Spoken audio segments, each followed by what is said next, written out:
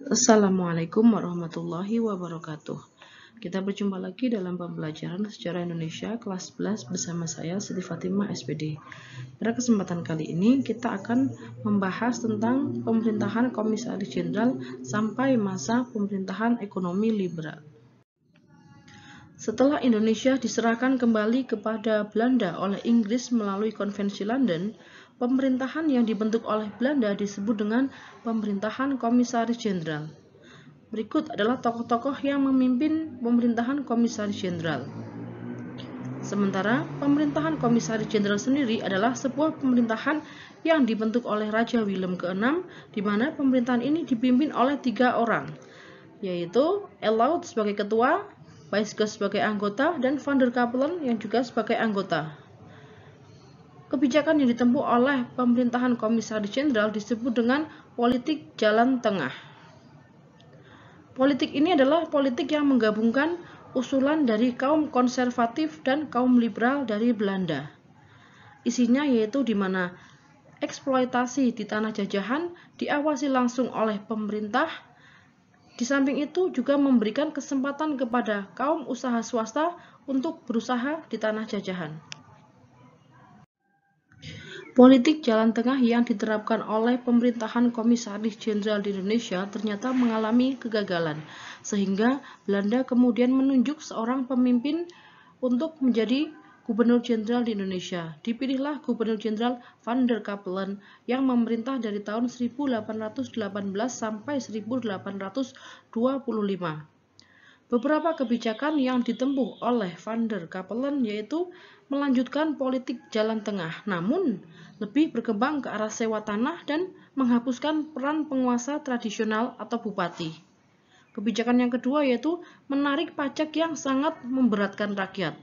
Tentu saja hal ini menimbulkan kesengsaraan pada masyarakat sehingga politik ini lagi-lagi mengalami kegagalan dan Gubernur Jenderal kemudian diganti dengan Dubosc-Gysinghus. Pemerintahan Dubosc-Gysinghus dari tahun 1826 sampai 1830. Kebijakan yang ditempuh yaitu berusaha untuk membangun modal dan meningkatkan ekspor. Lagi-lagi program ini juga mengalami kegagalan karena masyarakat tidak bisa untuk meningkatkan ekspor. Berbagai macam kebijakan telah diterapkan oleh Belanda di Indonesia, namun belum bisa memberikan keuntungan yang banyak bagi bangsa Belanda, sehingga Belanda terus berusaha untuk mencari sistem ekonomi yang baik agar bisa menghasilkan keuntungan yang banyak. Hingga pada tahun 1829 muncullah seorang tokoh yang bernama Van den Bosch yang mengusulkan sebuah sistem baru. Sistem tersebut kita kenal dengan nama sistem kulturstelsel atau yang lebih kita kenal dengan nama sistem tanam paksa. Arti kulturstelsel sendiri sebenarnya adalah sistem tanaman, namun berubah menjadi tanam paksa karena dalam pelaksanaannya rakyat harus menanam tanaman secara paksaan.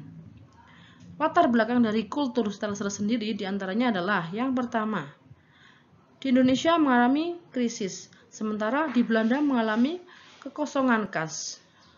Yang kedua adalah Belanda harus mengeluarkan biaya yang banyak untuk menumpas pemberontakan di daerah. Yang ketiga, Belgia yang merupakan bagian dari Belanda memisahkan diri, sehingga menyebabkan Belanda mengalami kekosongan kas. Berikut adalah ketentuan dari sistem tanam paksa. Yang pertama adalah penduduk harus menyediakan 1/5 tanahnya untuk ditanami tanaman ekspor. Yang kedua, tanah yang 1/5 tadi dibebaskan dari pembayaran pajak. Yang ketiga, waktu untuk menanam tanaman ekspor tidak boleh melebihi waktu untuk menanam tanaman padi. Yang keempat, jika ada kelebihan panen, maka akan dikembalikan kepada petani. Yang kelima, jika terjadi kegagalan panen, maka akan ditanggung oleh pemerintah. Dan yang keenam, penduduk yang tidak punya tanah harus bekerja pada perkebunan milik pemerintah selama 65 hari.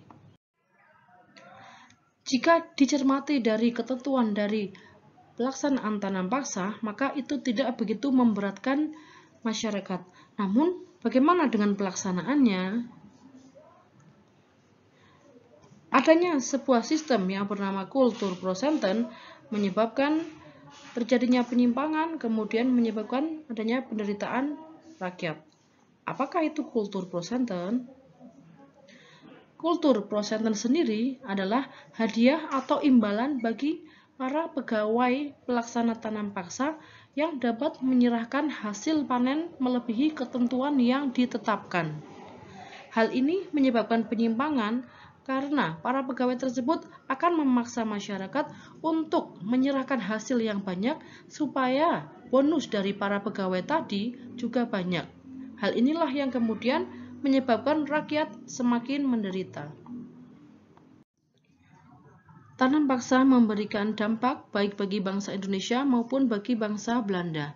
Bagi bangsa Belanda sendiri, dampaknya adalah yang pertama, kas Belanda mencapai 832 juta gulden. Yang kedua, Belanda mampu melunasi semua hutang-hutangnya termasuk hutang sejak masa VOC. Yang ketiga, Belanda mampu membangun kota Amsterdam dan Belanda membangun kubu-kubu pertahanan. Tanam paksa juga memberikan dampak bagi bangsa Indonesia, baik itu dampak positif ataupun dampak negatif. Dampak negatifnya yaitu sumber daya alam yang ada di Indonesia terkuras habis dibawa oleh Belanda. Kemudian penduduk mengalami penderitaan yang sangat-sangat berat, mengalami kelaparan, dan bahkan angka kematian semakin meningkat. Sementara dampak positifnya adalah Belanda membangun sarana irigasi ataupun sarana transportasi. Namun hal ini lebih bermanfaat bagi bangsa Belanda. Yang kedua, mengenal jenis-jenis tanaman ekspor. Pelaksanaan tanam paksa memang telah berhasil memperbaiki perekonomian negeri Belanda. Kemakmuran dari negeri Belanda semakin meningkat. Namun, pada akhirnya Belanda mengganti sistem di Indonesia dari sistem tanam paksa menjadi sistem usaha swasta. Apa yang melatar belakangi pergantian sistem tersebut? Berikut akan saya jelaskan.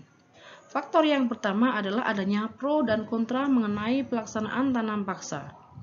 Beberapa pihak yang pro terhadap pelaksanaan tanam paksa diantaranya adalah kaum konservatif, pegawai pemerintah, dan perusahaan-perusahaan yang terlibat langsung. Misalnya ada perusahaan NHM, Nederland Handel Maatschappij.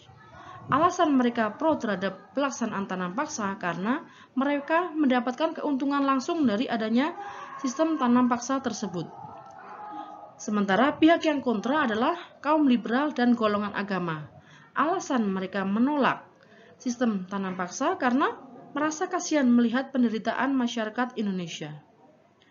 Latar belakang yang kedua adalah kemenangan kaum liberal di parlemen Belanda yang mendorong adanya usaha swasta di Indonesia.